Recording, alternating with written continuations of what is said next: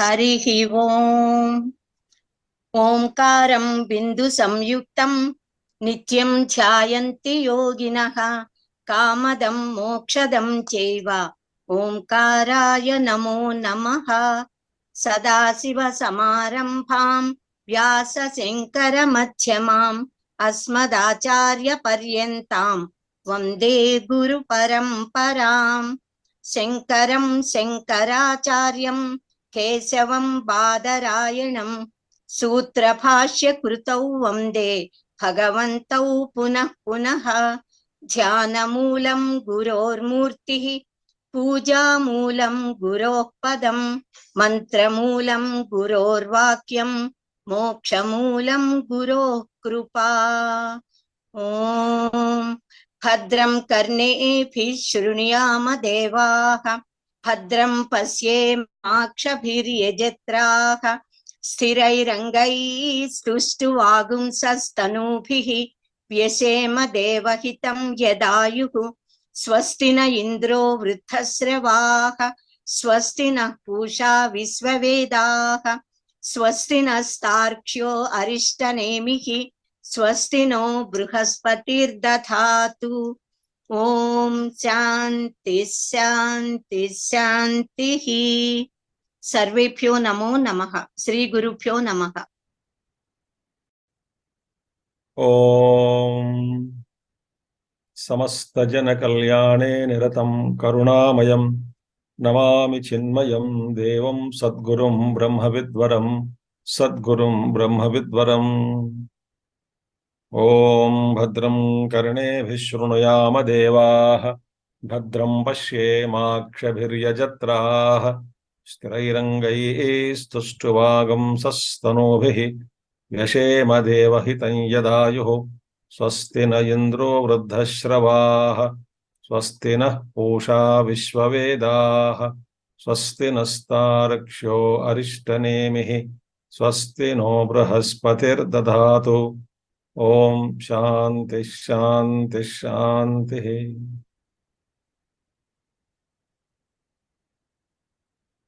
హరి ఓం. నిన్న మనం ద్వితీయ ఖండంలోకి ప్రవేశం చేశాం. ముండకోపనిషత్తు ప్రథమ ముండకము ద్వితీయ ఖండం. దానికి ఏమన్నారంటే ఇప్పటిదాకా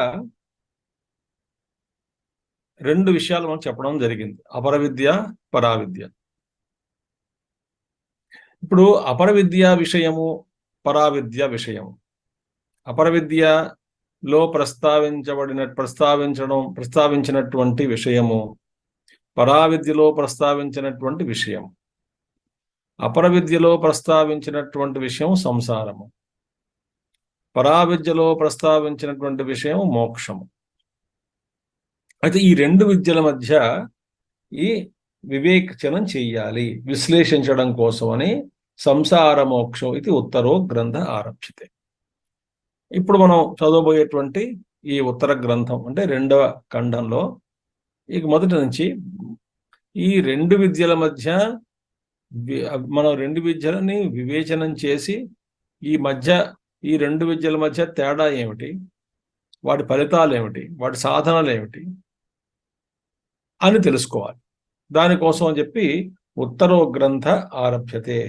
ఇంకా రాబోయేటువంటి ఇప్పుడు అంశములను ప్రస్తావించడం జరగబోతున్నది. ఏమిటది? తత్ర ఇప్పుడు అపర విద్య గురించి చెప్తున్నారు.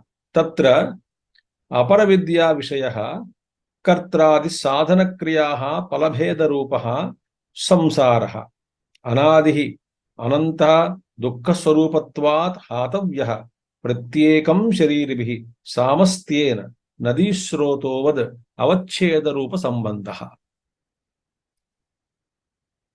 చూడండి, తత్ర అపర విద్యా విషయ. ఇప్పుడు అపర విద్య అంటే ఏమిటి? సంసారం. అపర విద్య యొక్క విషయం ఏమిటి? సంసారం. అంటే అర్థం ఏమిటి అంటే కర్త ఆది సాధన క్రియా ఫలభేద రూప.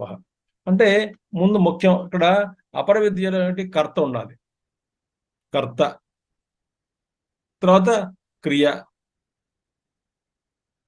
కర్త క్రియ, తర్వాత సాధన. ఈ కర్త మొదలగు వాటికి సాధనలు ఏమిటి? ఏదో ఒక కోరిక పెట్టుకున్నాం. కోరిక పెట్టుకున్నది ఎవరు? కర్త. సో నాకు ఒక కోరిక కలిగింది. అసలు నేను కర్తను ఉన్నాను కాబట్టి కోరిక కలిగింది. కోరిక కలిగింది కాబట్టి దానికోసం ప్రయత్నం చేయాలి. ప్రయత్నం చేయాలంటే కర్మ చేయాలి. సో కర్త, కర్మ. కర్మ చేయాలంటే కర్మకు సంబంధించినటువంటి సాధనలు కావాలి. సాధనలు సమకూర్చుకున్నాను. అంటే ఈ కర్త, కర్మ, సాధన, సాధ్యము. సాధనలు సాధ్యము, పదార్థములు సాధ్యము. సాధ్యము అంటే నేను కోరుకున్నటువంటి ఒక వస్తువుని కానీ, ఒక విషయాన్ని కానీ పొందడం కోసం, ఒక స్థితిని పొందడం కోసం. ఈ అన్ని కలిపి కొడితే సంసారం అయింది. పెద్ద సంసారం అయితే కర్త్రాది సాధన క్రియా ఫలభేద రూప. ఆ తర్వాత వచ్చేటువంటి ఫలాలు ఒక ఫలమా? అనేక రకాలైనటువంటి ఫలములతో కూడుకున్నటువంటి ఈ కర్మ.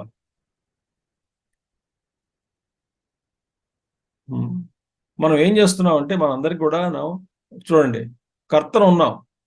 ఆ కర్త ఉన్నాడు కాబట్టి వాడికి ఏదో కోరిక కలిగింది. ఆ కోరికను తీర్చుకోవడానికి సాధన చేయాలి, అంటే ప్రయత్నం చేయాలి. ఆ ప్రయత్నానికి సంబంధించినటువంటి కొన్ని పదార్థాలు, సాధనలు కావాలి. సాధనలు అంటే పదార్థాలు ఇక్కడ. అవన్నీ తీసుకురావాలి. అవన్నీ చేసిన తర్వాత ఫలం వస్తుంది. ఆ ఫలం ఎలా వస్తుందో చెప్తాం. ఫలం ఏదో వస్తుంది. ఆ ఫలాన్ని అనుభవిస్తాం. అనుభవించిన తర్వాత అది యథాతథంగా వచ్చినా, యథాతథంగా ఊహించినటువంటి విధంగా రాకపోయినప్పటికీ కూడా ఆ ఫలం అనేటువంటిది మనల్ని బంధిస్తుంది. ఎలా బంధనకు తీసుకొస్తుంది? ఫలం అనుభవించాం. అనుభవించిన తర్వాత రకరకాలుగా బంధనాలకు మనం గురవుతాం. ఏమిటది? ఇంకా కావాలనేటువంటి ఒక బంధం కానీ, నాకు తక్కువ వచ్చింది పక్కవాడికి అదే కర్మ చేసేట్టు వాడికి ఎక్కువ ఫలితం వచ్చిందని కానీ, లేదా ఈ కర్మ ఫలితం తొందరగా పోతుంది మళ్ళీ దీన్ని చెయ్య అనేటువంటి ఒక బంధం కానీ, అంటే ఒక బంధంలో చెప్పుకుంటున్నాం. తద్వారా ఏమైంది? ఆ కర్మఫలం అనేటువంటిది పూర్తిగా ఆనందాన్ని ఇవ్వదు, కొంతకాలం నశించిపోతుంది. కాబట్టి ఆ కర్మఫలం మంచి అనుభవించిన తర్వాత అందులోంచి కొత్త కర్మ పని కోరిక పుడుతుంది. అలాంటి అదే కర్మ చేయాలని కానీ, కొత్త కర్మ ఏదో చేసి ఇంతకన్నా ఫలితాన్ని ఎక్కువ పొందుదాం అనేటువంటి తాపత్రయం కానీ, అంటే ఈ కర్త అన్నీ కూడాను. నిన్న మేము క్లాసులో చెప్పుకుంటున్నాం, ఇక్కడ నోయిడాలో హంసగీత చెప్పుకుంటున్నాం. హంసగీత భాగవతం నుంచి. అక్కడ భగవాన్ శ్రీకృష్ణుడు ఉద్ధవుడు ప్రశ్న వేస్తాడు కృష్ణుడిని. అయ్యా, విషయ వస్తువుల పట్ల ప్రజలందరికీ తెలిసినప్పటికీ కూడా మర్త్యాహ జానంతి ఏవ, అంటే అందరికీ తెలుసు విషయ వస్తువుల వెంట పడితే అందులో వచ్చేటువంటి దుఃఖాలు ఉన్నాయి అనేటువంటి విషయం మామూలుగా సాధారణ జనాలకు కూడా తెలుసు. అయినప్పటికీ కూడా ఈ విషయ వస్తువుల పట్ల శ్వ ఖర అజవత్ అంటాడు. 3 ఉదాహరణలు. ఒక సునకం లాగానో, లేకపోతే ఒక గార్ధపం లాగానో, లేకపోతే ఒక మేకలాగానో ఈ విషయ వస్తువుల మీద ఎందుకు వెంటబడుతున్నారు అని అడుగుతాడు. దానికి కృష్ణుడు ఇక్కడ కర్త అనేటువంటి విషయం చెప్పొస్తున్నాను. దానికి కృష్ణుడు చెప్తూ అసలు వీటి అన్నిటి విషయ వస్తువుల వెంట మనం పరిగెట్టి నానా ప్రయత్నం చేసి కర్మలు చేస్తూ ఆ కర్తని సుఖంగా ఉంచుకోవడం కోసం అని చెప్పి, ఆ కర్త యొక్క సుఖం కోసం ఎన్నో కర్మలు చేస్తున్నాం కదా ఉదయం నుంచి రాత్రి దాకా. అంటే ఒక తడపా లేకుండా ఒక కర్మ తర్వాత ఒక కర్మ, ఏదో ఆనందాన్ని పొందుదాం. నిత్య కర్మలు చెప్పడం లేదు నేను. శరీర యాత్రకి కావలసినటువంటి కొన్ని కర్మలు ధర్మం చేస్తాం, కానీ అది కాకుండా మిగతా వెంట మనం విపరీతంగా పరిగెడతాం కదా. దానికి మూల కారణం ఏంటంటే ఎర్రర్ ఆఫ్ జడ్జిమెంట్. అంటే ఏంటంటే ఫండమెంటల్ గా, అంటే మూలానికి వెళ్తే కృష్ణుడు ఏమంటాడంటే అక్కడ శరీర అభిమానమే కారణం అన్నాడు ఆయన. అంటే నేను శరీరాన్ని అనేటువంటి తాదాత్మ్యం శరీరంతో బాగా ఉండడం వల్ల ఇంకా శరీర సుఖము, శరీర ఆనందం కోసము నానా రభస, శరీరాన్ని కాపాడుకోవడం కోసం ప్రయత్నాలు, శరీరం ద్వారా ఇంద్రియముల ద్వారా విషయ వస్తువులని అనుభవిద్దాము, ఆనందం కలుగుతుంది అనేటువంటి తాపత్రయం, ఇదంతా ఎక్కడి నుంచి వచ్చిందంటే అక్కడ కృష్ణుడు ఏమంటాడంటే భగవానుడు, అయ్యా మొత్తం ఎక్కడి నుంచి వచ్చిందంటే అసలు ఫండమెంటల్ గా మన జడ్జిమెంట్ ఎక్కడ తప్పు చేస్తున్నావు అంటే నేను శరీరాన్ని అనుకోవడమే కారణం. అలా అనుకున్నటువంటి వాడు ఏమిటి? సంసారంలో పడుతున్నాడు. కాబట్టి నానా క్రియాలు, నానా సాధనలు, ఫలాలు, అందులో ఉన్నటువంటి అనేక రకాల ఫలభేదాలతో కూడినటువంటి సంసారమే. ఈ సంసారం ఏమిటి? అనాది. అనాది, బిగినింగ్లెస్. అనాదిగా అది సంసారం. అవిద్య అనాది అయినప్పటికీ కూడా విద్య ద్వారా దీన్ని అంతం చేసుకోవచ్చు. అది అనాది అయి ఉండొచ్చు, కానీ అంతం అవుతుంది. శాంతం అంటే అంతం ఉన్నటువంటిది. అనాది అయినప్పటికీ అది అనంతం కాదు, అంతం అయిపోతుంది. కాబట్టి అనాది.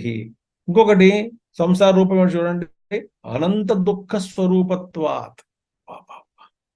ఈ సంసారం అనంత అంటే ఎన్ని దుఃఖాలు ఉన్నాయంటే మనిషికి అసలు ఎన్ని దుఃఖాలో ఎన్ని దుఃఖాలో ఎన్ని దుఃఖాలో, జన్మ జన్మకి మనం పడుతున్నటువంటి ఎన్నో దుఃఖాలు. అడుగు అడుగున దుఃఖం అనేటువంటిది ఆవరిస్తూ ఉంటుంది.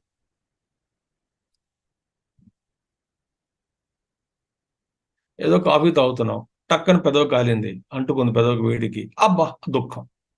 ఐస్ క్రీమ్ తింటున్నాం, ఆ తింటూ తింటూ పడిపోయింది చేతిలోంచి, అది అవండి దుఃఖం. ఆ దుఃఖాన్ని వృత్తి వస్తుంది అక్కడ, దుఃఖం. బస్సు మిస్ అయింది, దుఃఖం. అందుకే పెద్దవాళ్ళు ఏమంటారంటే అనంత దుఃఖ స్వరూపం చెప్తున్నాను నేను. క్షణే రుష్టాహ క్షణే తుష్టాహ రుష్టాహ తుష్టాహ క్షణే క్షణే. ఒక్క క్షణంలో దుఃఖం, ఆ మరుక్షణంలో సుఖం, మరుక్షణంలో దుఃఖం, మరుక్షణంలో సుఖం. ఆ విధంగా మన జీవన యాత్ర సాగుతుంది. ఆకలిస్తున్నది, దుఃఖంగా ఉంది. ఇంట్లో వాళ్ళు పట్టుకు చెప్పారు, ఉప్మా చేస్తున్నాను, కొద్దిగా ఓపిక పట్టు, 10 నిమిషాలు ఉప్మా అయిపోతుంది. అది విన్న తర్వాత కొంచెం సుఖం, పూర్తి కాదు సుఖం, కొంచెం. ఆ ఉప్మా కోసం కూర్చున్నాం, ఆ ఉప్మా వచ్చింది. ఉప్మా మీద పిండి కూడా నిమ్మకాయ లేదు, లేకపోతే కారంగా ఎక్కువైపోయింది, చట్నీ లేదు, లేకపోతే ఏదో ఒకటి, అక్కడ దుఃఖం. అది ఉంటే బాగుంటుంది కదా అనే దుఃఖం. ఆ నిమ్మకాయ కావాలా, పోనీ నిమ్మకాయ తెచ్చి పెడతా అని చెప్పి నిమ్మకాయ పిండుకొని నిమ్మకాయ పిడుచుకుని దాని మీద తింటున్నాడు, అందులో చిన్న రాయి వచ్చింది, మళ్ళీ దుఃఖం. అంటే తిన్న తర్వాత సుఖం వచ్చింది, ఆ నెక్స్ట్ మళ్ళీ ఒక రాయి వచ్చింది. అంటే ఏంటి? ప్రతి క్షణం అంటే ఆ సుఖంలోనే దుఃఖం. ఈ దుఃఖాలు అంతం కావు సరే సంసారంలో. అది అంటున్నారు ఆయన, అనంతో దుఃఖ స్వరూపత్వాత్. ఇంకోటి ఏమిటి? నదీ స్రోతవత్ సంసార. సంసారం అనేటువంటిది నదీ స్రోతవత్, ఒక నదీ ప్రవాహం లాగా. ఈ సంసారం అనేది ప్రవాహం, ఈ నదీ ప్రవాహమే. అది దుఃఖ స్వరూపమైనటువంటిది, నదీ ప్రవాహంలా ఉన్నటువంటి, అందులో మనం కొట్టుకుపోతున్నాం.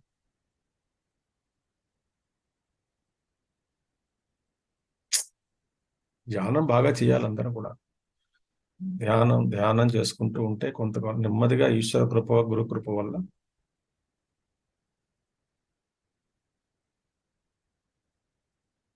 కొట్టుకుపోతున్నాం నదిలో, సంసారం అనే నదిలో. ఆ తర్వాత అది బాధపడలేక ఈతి బాధలు అంటాం. ఆ బాధలు పడలేక అందులో కోపం వస్తుంది, ఉక్రోషం వస్తుంది, రోషం వస్తుంది, దుఃఖం వస్తుంది, కృంగిపోతాం, మనోవేదనకు గురి అవుతాం, అనేక ప్రకారమైనటువంటి ఒత్తిడులకు గురవుతాం, మోహం మమకారం వల్ల బాధపడతాం, దుఃఖిస్తాం.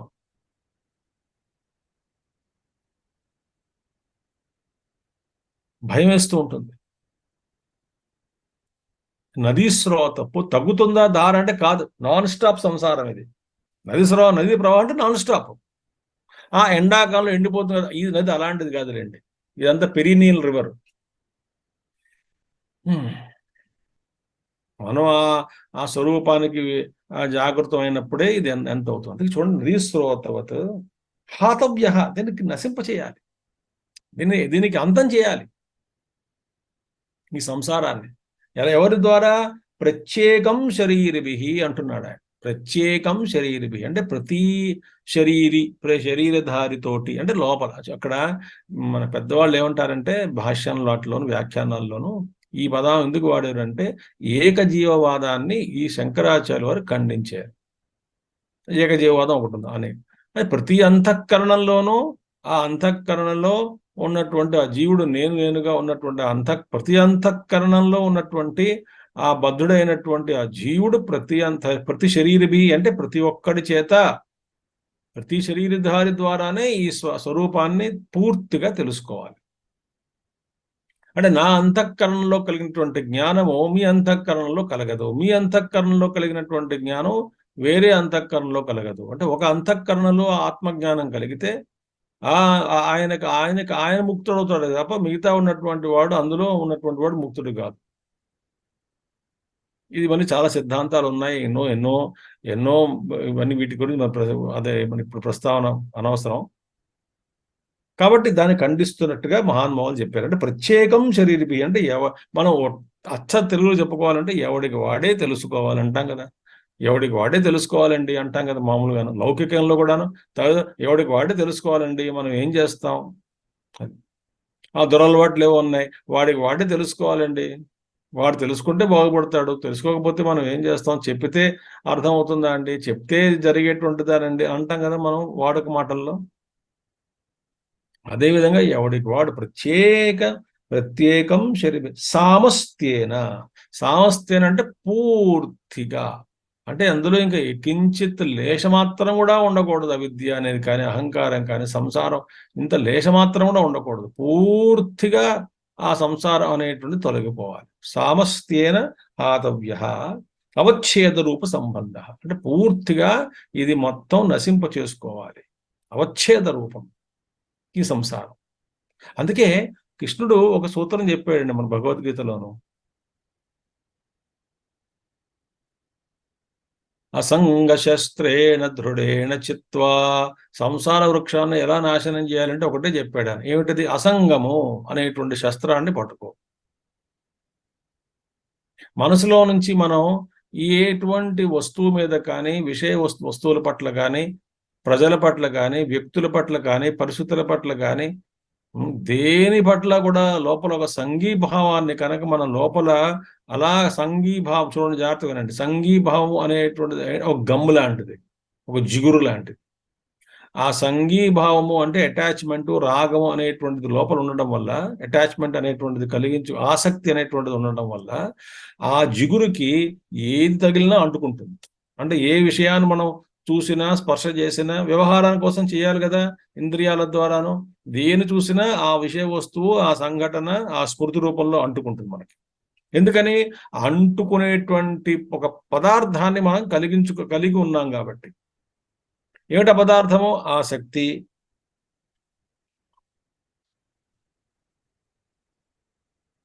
అది ఎప్పుడైతే అది ఆ లోపల ఈ పదార్థం లేదో,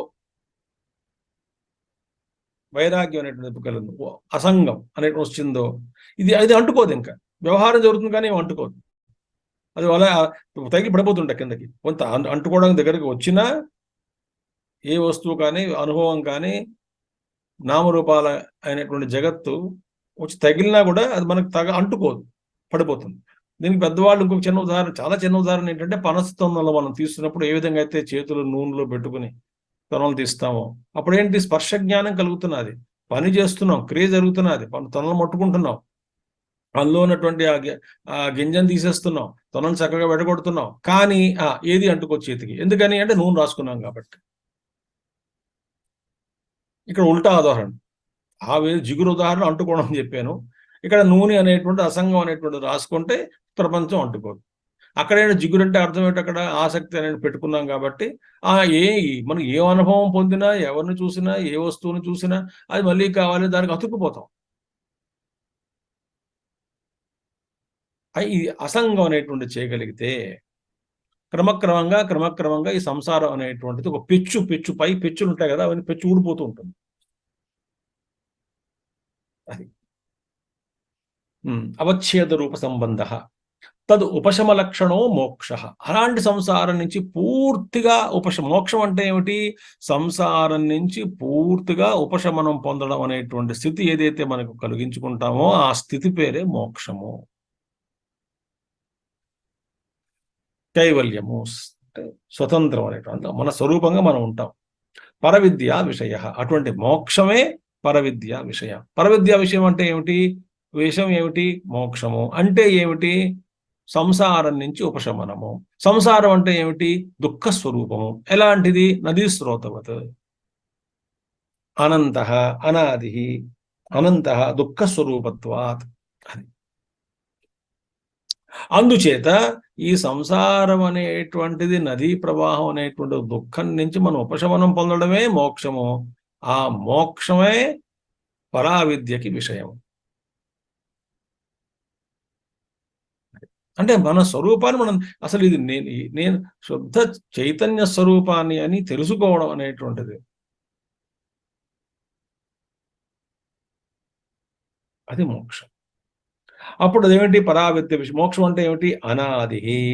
మోక్షం కూడా అనాదే. ఈ సంసారం అనాది వేరు, అది అంతం. ఈ మోక్షం వచ్చిన తర్వాత అనాది అంటే ఏమిటి? దానికి అంతం ఉండదు.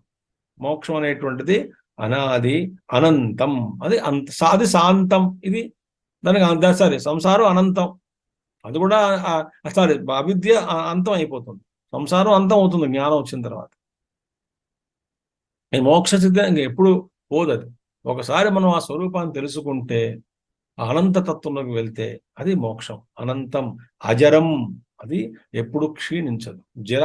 జీర్ణ అవస్థని పొందనటువంటి స్థితి. పొందినా కూడా జీర్ణం అయిపోతామేమో అండి క్రమంగా అంటే లేదు. అది ఎలా ఏ విధంగా అయితే మనం మోక్ష స్థితిలోకి వెళ్తామో ఆ స్థితిలో ఆ విధంగానే ఉంటాం. అక్కడే ఉంటాం. అదే వాళ్ళు అది తరిగిపోవడం అనేటువంటిది లేదు. అజరం. అమృతం. అమృతం అంటే ఎప్పుడు కూడా మృతం అంటే మరణం. అమృతం అంటే అసలు ఎప్పుడు మరణించదు, అలా శాశ్వతంగా ఉన్నటువంటిది. అమృతం అంటే శాశ్వతమైనటువంటిది. అభయం. అది అభయం. ఆ స్థితిలో అసలు ఏమీ భయం ఉండదు. ఆనందమే అక్కడ.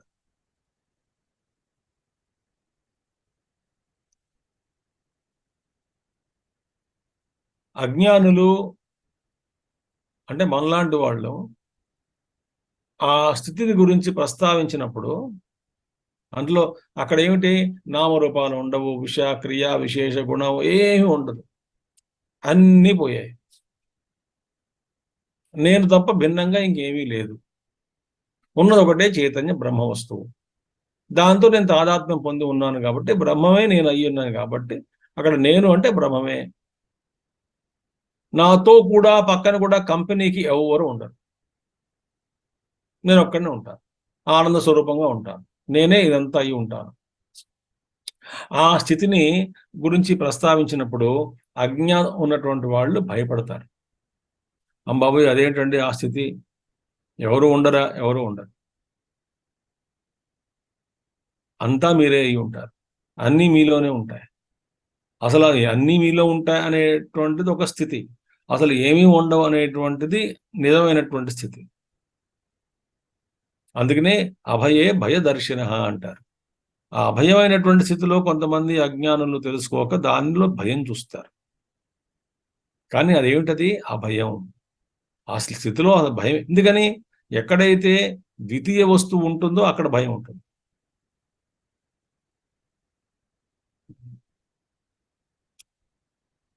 ద్వైతం ఉన్న చోట భయం ఉంటుంది, ద్వైతం లేని చోట భయం ఎందుకు? కానీ మన దౌర్భాగ్యం, మనం ఏమిటి ఊహించుకుంటాం? నేను ఒక్కడనే ఉన్నప్పుడు భయం వేస్తుంది అనిపిస్తుంది. ఎందుకని? శరీరంతో తాదాత్మ్యం పొందాం. ఆ స్థితి వేరు. ఆ దైవంలో ఉన్నటువంటి ఆ అనంతమైనటువంటి మోక్ష స్థితి వేరు. కాబట్టి ప్రసన్న, అభయ, శుద్ధ, శుద్ధమైనటువంటిది, ప్రసన్న, అది ఆనందం, శాంతమైనటువంటి. అటువంటి శాంతిని ఎవరూ ఎప్పుడూ అనుభవించలేదు.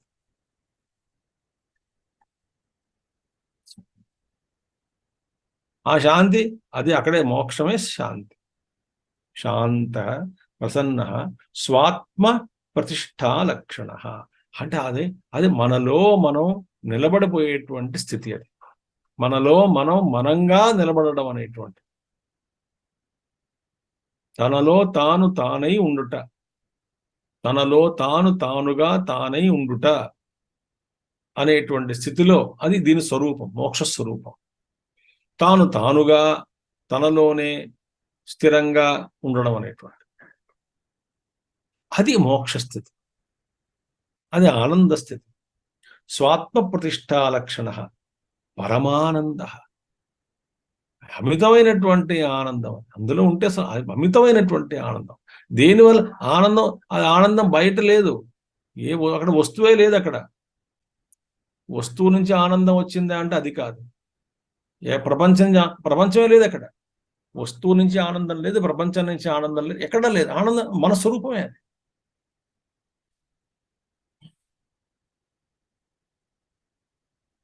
ఆనంద, పరమానంద, అద్వయ అంటే అక్కడ వేరే వస్తువు లేదు. అటువంటి స్థితి బ్రహ్మ తనలో తాను ఆనందం. అది మోక్ష స్థితి. ఎందుకని ఈ సంసారం ఏమిటి? ద్వైతం.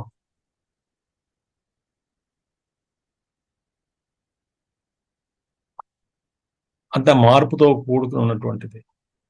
దుఃఖము, తృప్తి ఎక్కడా ఉండదు. అంతా రభస, రార్థాంతము, హడావిడి, పరిగెత్తడము, ఆతృత, మమత, మోహము, మమకారాలు. ప్రేమ వేరు, మమకారం వేరు.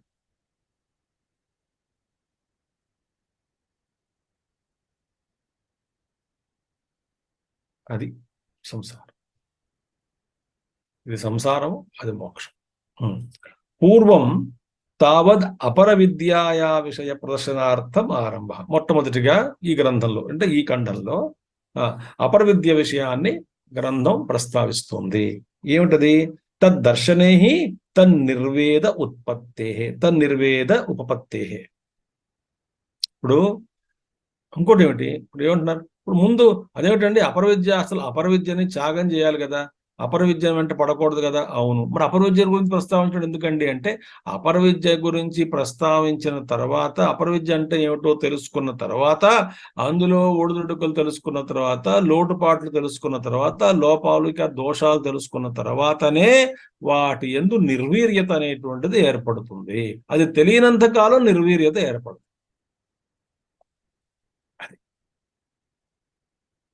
సరే, అది తెలిస్తే నిర్వీర్యత ఏర్పడుతుంది. ఎవరో చాలా మనకేదో ఉదాహరణకి ఏవో కొన్ని చిట్ ఫండ్ కంపెనీలు పెడతారు. వాడు మోసగాడును ముందే తెలిస్తే మనం వాటి వ్యామోహంలో పడతామా? పడం కదా.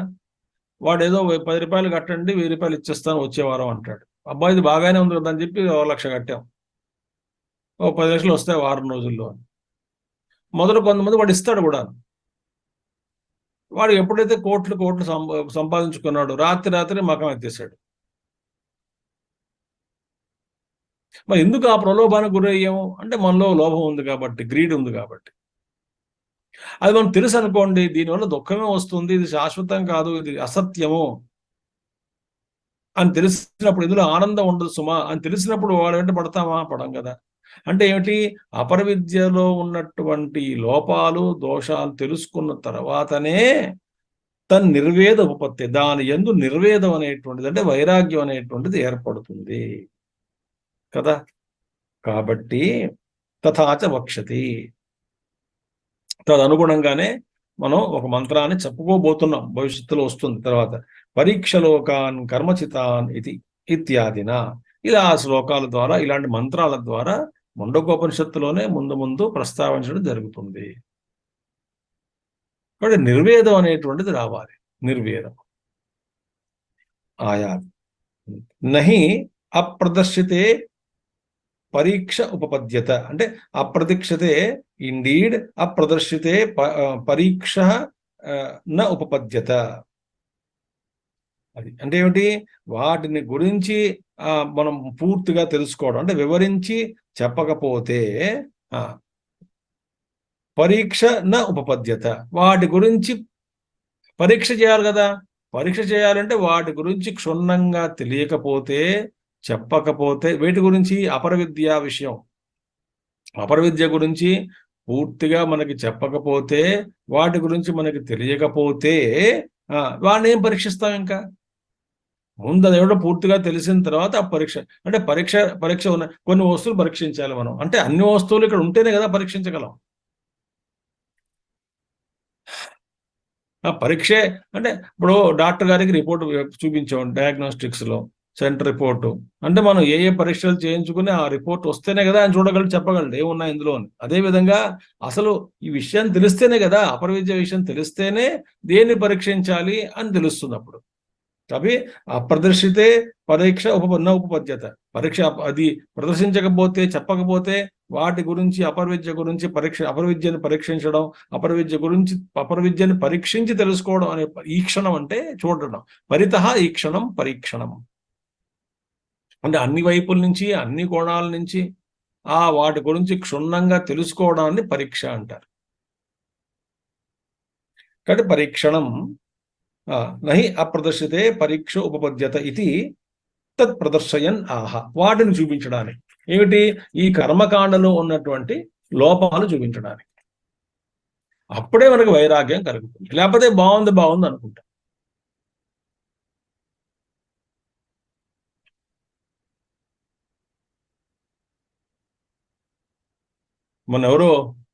మన ఆశ్రమానికి ఎవరో ఇద్దరు ముగ్గురు వచ్చి, ఒక పైలట్ గారు,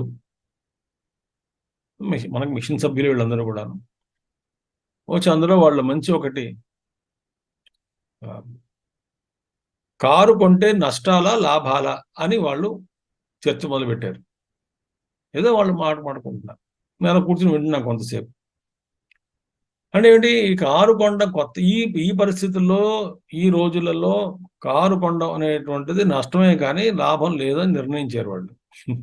ఆయనకు ఎవరికి ఉపయోగం అంటే చాలా కొద్ది మందికే పూర్తిగా కారు వాడుకుంటారు, చాలా మందికి కారు అనవసరం. పైలట్ గారే చెప్పారు, నేనే వాడను స్వామిజీ, కారు ఉంది కానీ నేను ఎక్కువ వాడను, వాటి వల్ల ఇబ్బందులు నాకు ఇవన్నీ ఉన్నాయి, నేను ఫ్లైట్కి వెళ్ళాలి, చాలా దూరాలు ఎయిర్పోర్ట్కి వెళ్ళాలి అంటే వాడు పరీక్షించాడు. మొత్తం ఈ సమీక్ష చేసిన తర్వాత, పరీక్షించిన తర్వాత అప్పుడు అర్థమైంది వాడికి, అమ్మా ఇది అన్ని వేళలా ఈ ఉపయోగం ఉండదు.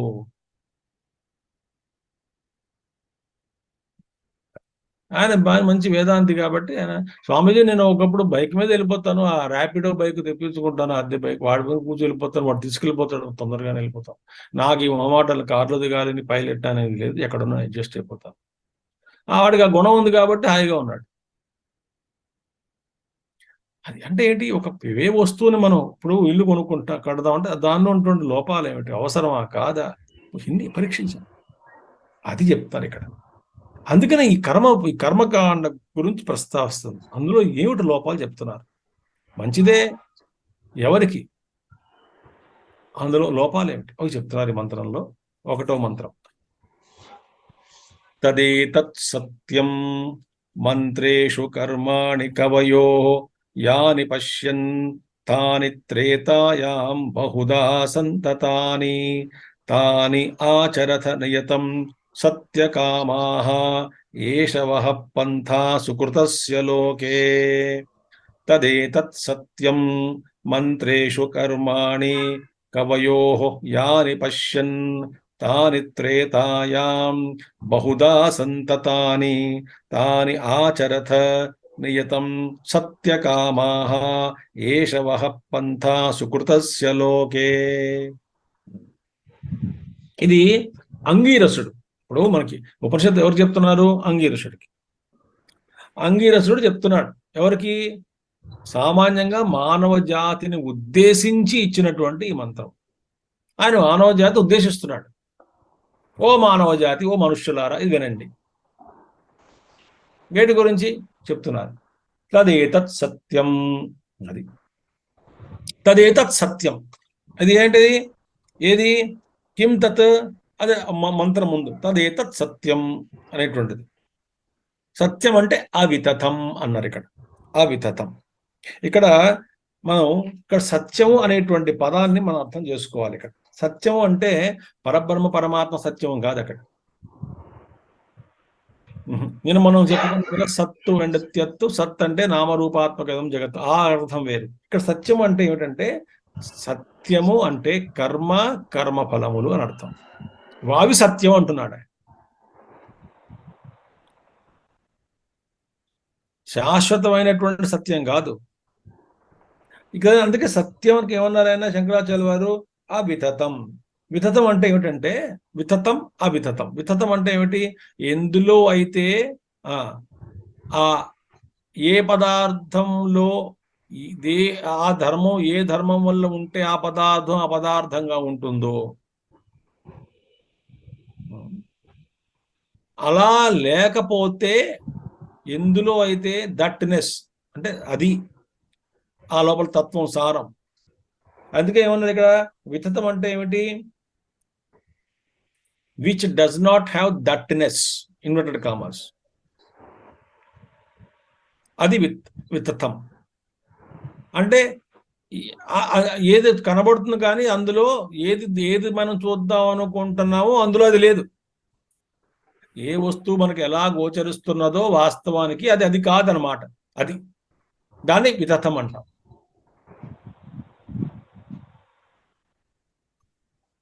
అంటే అర్థం ఏంటి? అసత్యం అని అర్థం. అంటే ఏ వస్తువు ఎలా మనకు కనబడుతున్నదో అది కాదు. అది కాదు అంటే అర్థం ఏంటి?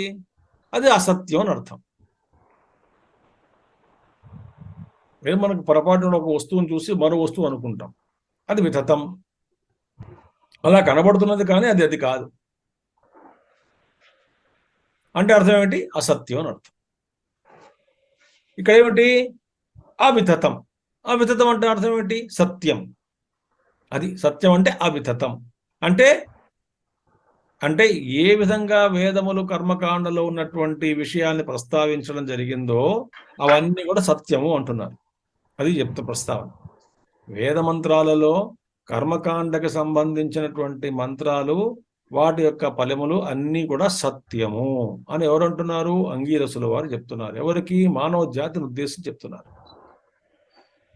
అది ఇక్కడ తత్ కిం తత్, ఏమిటది? సత్యం అన్నారు. తదేతత్ సత్యం. ఏమిటా సత్యం?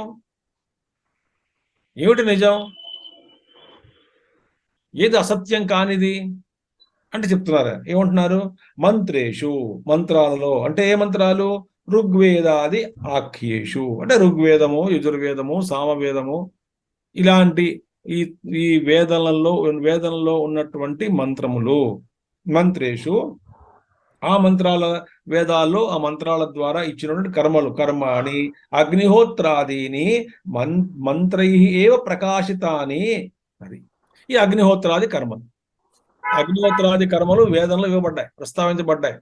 అవేమిటవి? అగ్నిహోత్రాది కర్మాణి మంత్రై ఏవ ప్రకాశితాని అంటే ఇవన్నీ కూడా మంత్రములలో చెప్పబడినటువంటివి. అగ్నిహోత్రము ఇత్యాది ఇవి అన్నీ కూడా మొదలైనటువంటి కర్మలన్నీ కూడా ప్రకాశితాని అంటే అవన్నీ కూడా ఋషులైనటువంటి వాళ్ళకి అవి అపౌరుషేయం అని అర్థం. పౌరుషేయం అంటే ఏదో ఒకడు ఎవరో రచించడం అనేటువంటిది పురుషతంత్రం. ఇక్కడ పురుషపరమేమీ లేదు, అపౌరుషేయం. అది శాశ్వతంగా ఉన్నటువంటి సత్యాలు, అవి వేదములు. కాబట్టి ప్రకాశితాని అంటే ప్రకాశింపబడ్డాయి కానీ ఎవరి చేత రాయబడలేదు ఈ మంత్రాలు. కాబట్టి ఈ మంత్రములలో ప్రకాశించబడినటువంటి మంత్రములలో ఏది? అగ్నిహోత్రానికి మొదలైన కర్మలు ఇవన్నీ కూడా ఈ ఋగ్వేదాలలో ఇచ్చినటువంటి అగ్నిహోత్రాది కర్మలు అన్నీ కూడా ప్రకాశితమైనటువంటి మంత్రములు కర్మకాండలో ఉన్నటువంటివి. కవయః మేధావినో వశిష్టాదయోహో అంటే మేధావులైనటువంటి వశిష్ఠ మహర్షి ఇత్యాది. ఎందుకు వశిష్ఠుడు పేరు ఎందుకు వచ్చింది? వశిష్ఠుడు మొత్తాన్ని కర్మిష్టి, మహాకర్మిష్టి, మహాజ్ఞాని కూడాను. అది వశిష్ఠుడి గొప్పతనం. వశిష్ఠుడు మరి యోగ వాసిష్టం బోధించే శుద్ధ జ్ఞానమే. మరి ఆయనే అధిపతి. రాములు వారు వాళ్ళ కులానికి ఆయనే పురోహితులు కూడాను, మహాకర్మిష్టి ఆయన కూడాను. ఆ రెండిట్లో ఉన్నాయి, రెండు ఉన్నాయండి. అంటే వశిష్టాదయ అన్నారు. వశిష్టాదయ మేధావులు, వీళ్ళందరూ కూడా మేధావులైనటువంటి మహామేధావులు. వశిష్టాదయ యాని అపశ్యన్ దృష్టవంత ఏ అయితే కర్మలు ఆ మంత్రాలు వాళ్ళు దర్శించేరో అంటే ఋషయ మంత్రద్రష్టార. ఋషులంటే ఎవరు? మంత్రమును చూసినటువంటి వాళ్ళు. మంత్రం అంటే ఏమిటి? మననాత్రాయతే ఒక అర్థం. కాబట్టి వేదంలో ఇచ్చినటువంటి మంత్రములన్నీ కూడా చాలా ప్రామాణికమైనటువంటివి, తర్వాత సత్యమైనటువంటివి, తర్వాత చాలా అవి ఉపయోగపడేటువంటివి. ఎవరికి? కర్మకాండలో రుచి ఉన్నటువంటి వాడికి. తర్వాత ఫలితాన్ని తప్పకుండా ఇస్తాయి. అవి గొప్ప మంత్రాలు ఎప్పుడు కూడా అవన్నీ కూడా అబద్ధాలు కావు. అది చెప్తారు ఋషి ఇక్కడ. అగ్నిహోత్రాదాని మంత్రైరే ప్రకాశితానే కవయో మేధావిన వశిష్టాదయో యాని అపశ్యన్ దృష్టవంతః. ఏవైతే ఎవరైతే వశిష్ఠ ఋషులు ఇలాంటి మంత్రాలను వాళ్ళు చూసారో ఆ మంత్రములన్నీ కూడా ఏమిటది? సత్యం అని అర్థం అక్కడ.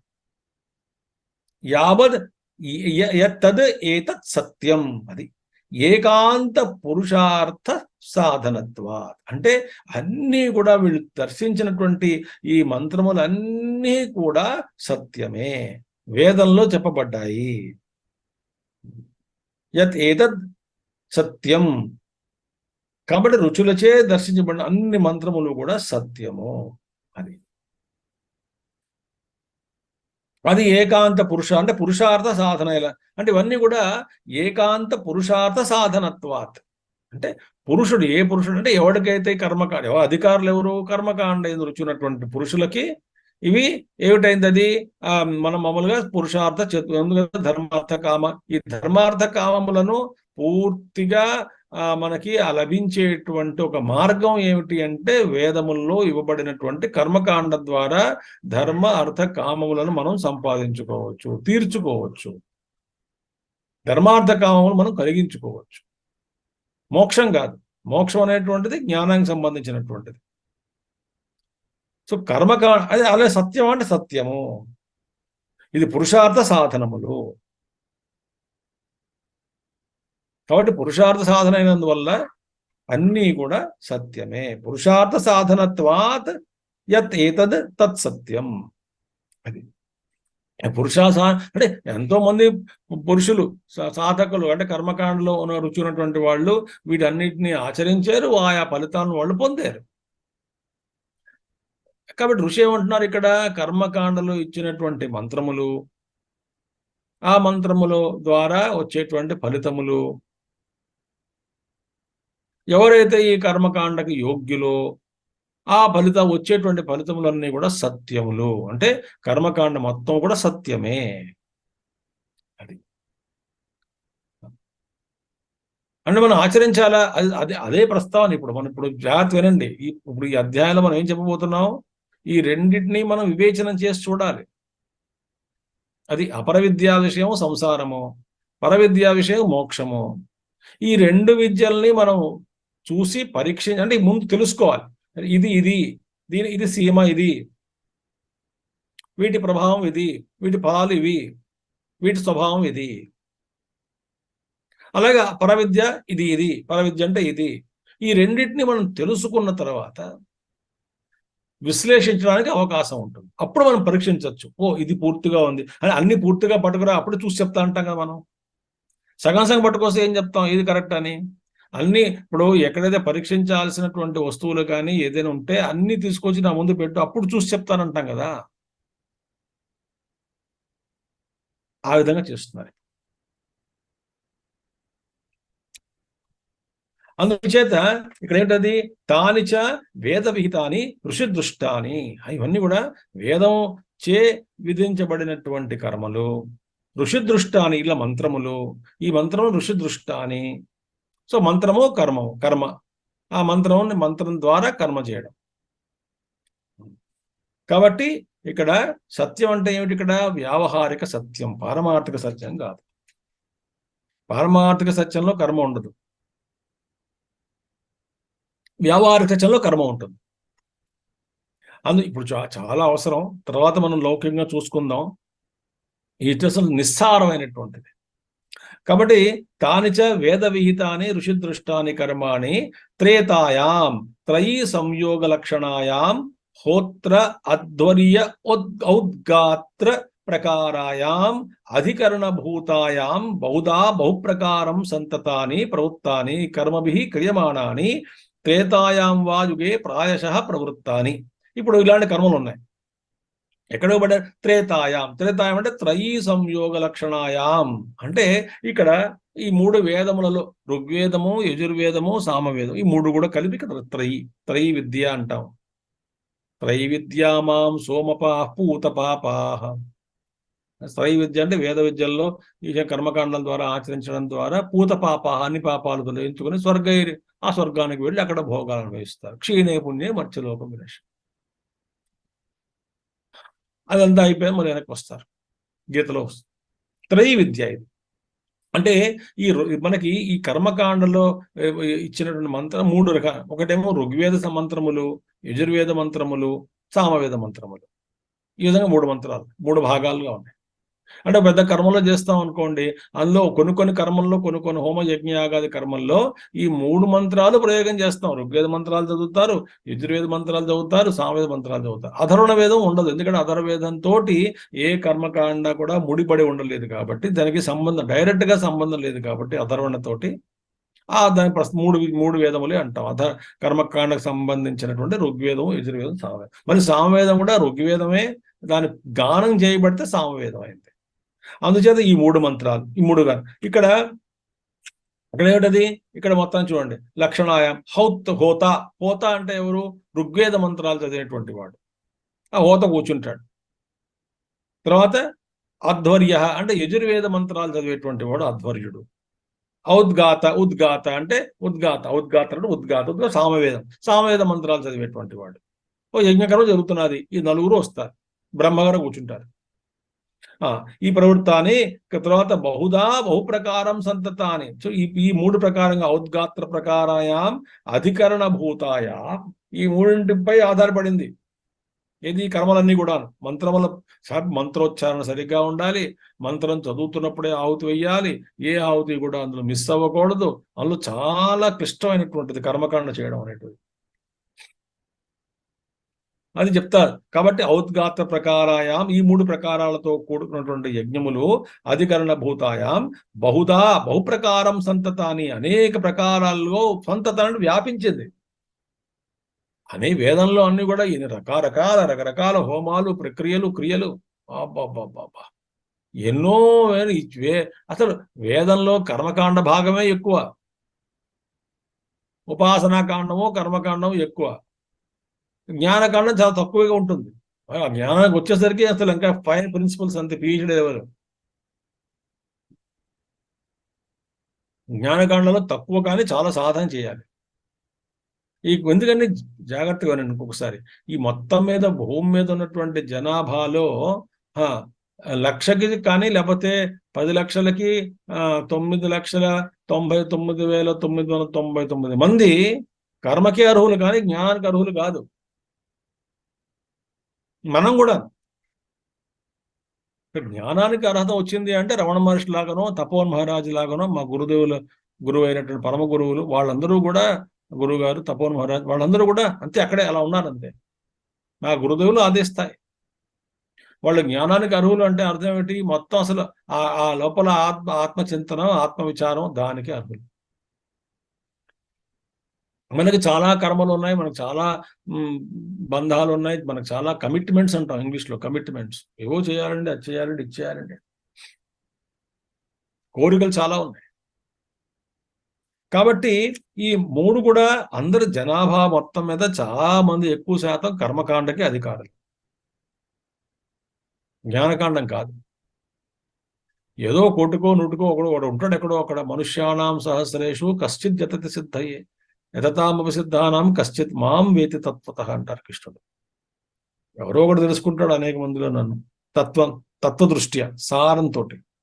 కాబట్టి ఈ ప్రవృత్తాన్ని క్రియమాణాన్ని అంటే ఈ వ్యాప్తి కర్మలపై ఆసక్తి ఉన్నటువంటి వాళ్ళందరూ కూడా కర్మిభి అంటే కర్మల మీద ఆసక్తి ఉన్నటువంటి వాళ్ళు, కర్మిభి క్రియమాణాన్ని అంటే ఎవరికైతే కర్మలపై ఆసక్తి ఉందో, కర్మఫలాలపైన ఆసక్తి ఉందో వాళ్ళ చేత చేయబడేటువంటి ఈ కర్మకాండ మొత్తం కూడా ఈ 3 వేదాలలో ఇచ్చినటువంటి కర్మకాండలని, ఆ లోపల మంత్రాలు, ఆ మంత్రానికి అనుగుణంగా దానికి ఇచ్చిన అనేక రకాలుగా యజ్ఞయాగాది కర్మలు, ఈ కర్మలు కూడా ఎవరికి ఇంట్రెస్ట్ అంటే కర్మిభి చేసేటువంటి వాళ్ళకి, వాటి ఎందు రుచి ఉన్నటువంటి వాళ్ళకి అదొకటి అర్థం. అంటే త్రేతాయాం కర్మ అంటే త్రేతాయాం అంటే ఇది అర్థం. 3 వేదాలలో ఉన్నటువంటి ఈ హోత, అధ్వర్యు, తర్వాత మరొకటి ఈ ఔద్గాత్ర, ఈ ముగ్గురు కూర్చొని చేసేటువంటి కర్మకాండ ఎవరికి ఇంట్రెస్ట్ ఇందులో అంటే ఎవరికైతే కర్మఫలాలు కావాలనుకుంటున్నాడు వాడి చేయబడేటువంటి ఈ త్రేతాయ 3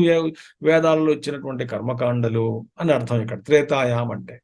వాటిని ఆచరించండి, అవి సత్యం అంటున్నాడు ఆయన. ఎవరు? అంగీరసులు. మరో అర్థం ఏంటి? త్రేతాయాం అంటే అర్థం ఏంటి?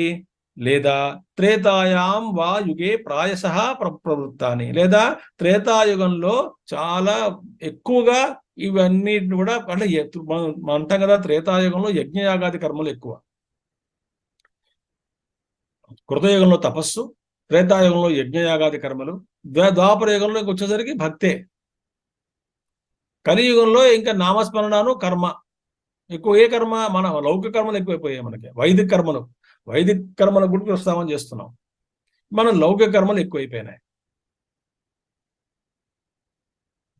మనం తెలుగు ఒక పదం వాడతాం, వ్యాపకం అని. సంస్కృత పదం కాదు ఇది, అంటే వాడకూడదు తెలుగులో.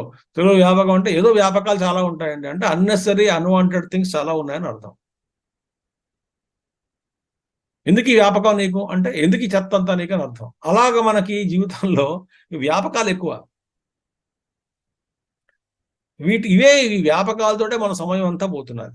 కాబట్టి ప్రాయశః ప్రవృత్తాని అత యూయం, కాబట్టి యూయం అంటే మీరందరూ తాని ఆచరత నిర్వర్తయత నియతం నిత్యం సత్యకామాః యథాభూత కర్మ ఫలకామా సంతః.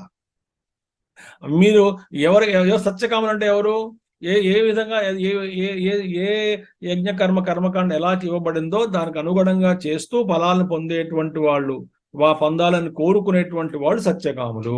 ఆ సత్యకాములు ఏం చేస్తున్నారు అంటే, కర్మ ఫలితాలపై దృష్టి సారించి ఉన్నటువంటి సత్యకాముల ద్వారా నియతం అంటే నిత్యము చెప్పినటువంటి ప్రకారంగా మీరందరూ కూడా ఆ కర్మలని ఆచరించండి. ఎలా?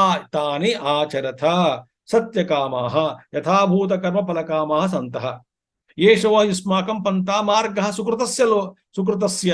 ఇదే మీకు ఈ లోకంలో కర్మ ఫలాలు మీకు అనుగుణంగా మీకు కావాల్సిన కర్మ ఫలాలు పొందడానికి మార్గం సుమా. అది ఒక్క మాట చెప్తాను. వేదంలో ఏమిటంటే చెప్తారు ఇక్కడ, వేదంలో మనకి వేదం ఎప్పుడు కూడా మీరు అనుభవ సుఖ అంటే కోరికలు పెట్టుకోవద్దు, కోరికలు తెంచేసుకోండి వేదం చెప్పదు. వేదం ఏముంటుందంటే, మీ కోరికలు ఉన్నాయా, వాటిని తీర్చుకోవడానికి నేను ఒక మార్గాన్ని చెప్తాను. అసలు వేదం ఎందుకు వచ్చింది, కర్మకాండ ఎందుకు వచ్చింది అంటే, చాలా మందికి పాపం మనకి కోరికలు ఎక్కువ కదా. సరే కోరికలు ఎక్కువ, తప్పేం లేదు, కోరికలు ఉన్నాయి, సరే తీర్చుకో, ధర్మబద్ధంగా తీర్చుకో. ధర్మా విరుద్ధో భూతేషు కామోస్మర్దర్శవ. ధర్మానికి అవిరుద్ధమైనటువంటి కామము స్వరూపాన్ని నేనే అన్నాడు కృష్ణుడు. తీర్చుకో, కోరికలన్నీ తీర్చుకో, తప్పేమీ లేదు. అయితే ఆ కోరికలు తీర్చుకునేటువంటి మార్గం వేదం చెప్తున్నది, కర్మల ద్వారా. ధర్మబద్ధంగా నువ్వు తీర్చుకోవాలనుకుంటున్నావా, తీర్చుకున్న తర్వాత నువ్వే ఒకసారి ఎప్పుడో జన్మలు ఎత్తిన తర్వాత వేసారి ఇంకా చాలు నాయనా, నేను ఇంకెన్ని జన్మలు అనుభవించాలి ఈ విధంగా అనేటువంటి జ్ఞానోదయం కలుగుతుంది అనేటువంటి విషయం వేదానికి తెలుసు. తెలిసినప్పుడు నేనేం చేయాలి అంటే, అప్పుడు జ్ఞానకాండం పుస్తకం చూపిస్తుంది ఆవిడ, శృతిమాత.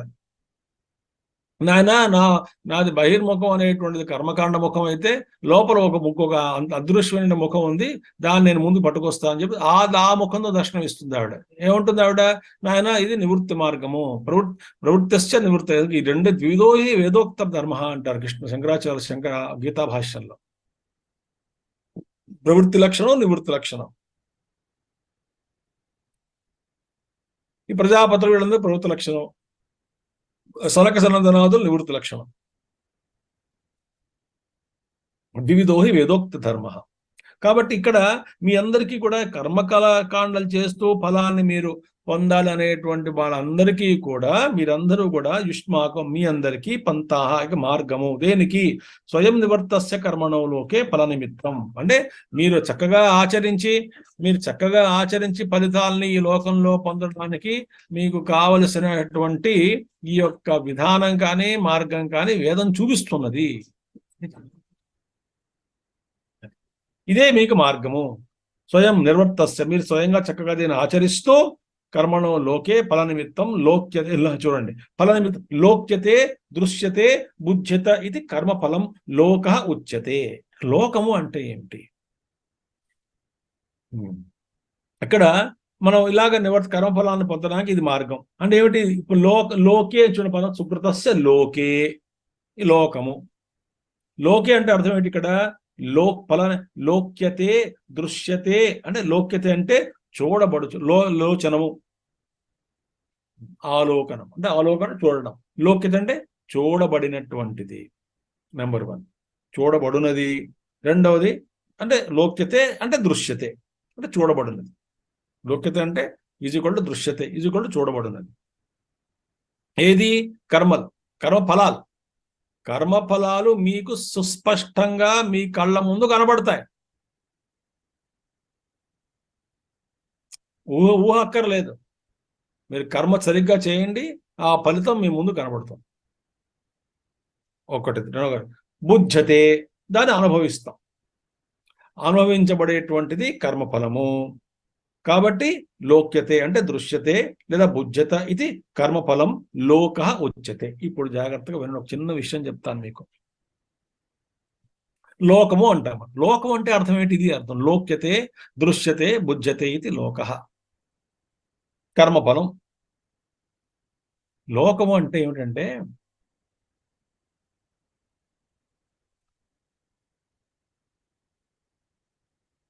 ఈ అసంఖ్యాకంగా ఉన్నటువంటి జీవులు, వాళ్ళల్లో అసంఖ్యాకంగా ఉన్నటువంటి కోరికలు, ఆ కోరికలు తీర్చాలి అంటే ఆయా భోగ్య వస్తువులు ఉపలభ్యంగా ఉండాలి. వాళ్ళకి రసగుల్లా తినాలి, రసగుల్లా ఉండాలి.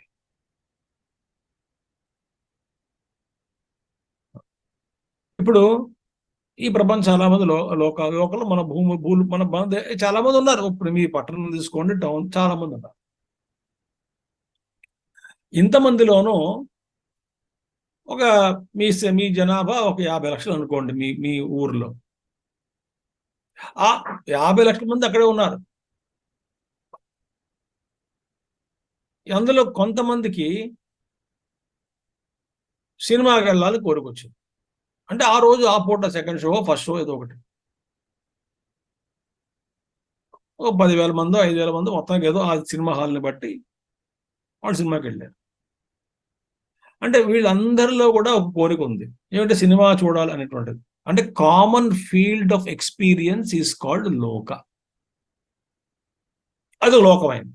సినిమాలోకి వెళ్ళి అది సినిమా లోకమైంది. అంటే ఆ లోకంలో అందరూ చేరారు. ఎవరు చేరారు?